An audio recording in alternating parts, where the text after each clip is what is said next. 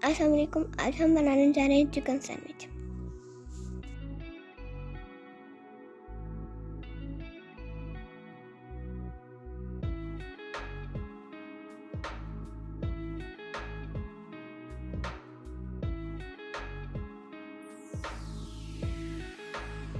दोनों स्लाइसेस के ऊपर हम चिकन को सही तरीके से लगा लेंगे।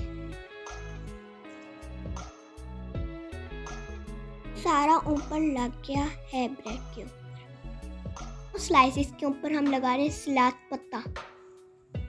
ग्रीन ग्रीन अच्छा लगता है। स्लाइसेस के ऊपर हम अच्छे से केचप लगा देंगे।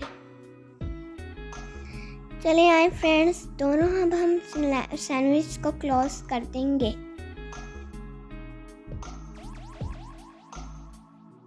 अब हम सेंटर से कट कर लेंगे इन्हें।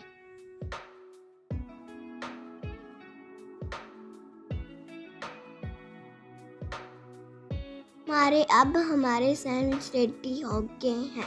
वीडियो को लाइक कीजिए और शेयर कीजिए। फ्रेंड्स, आज के लिए अल्लाह हाफिज़।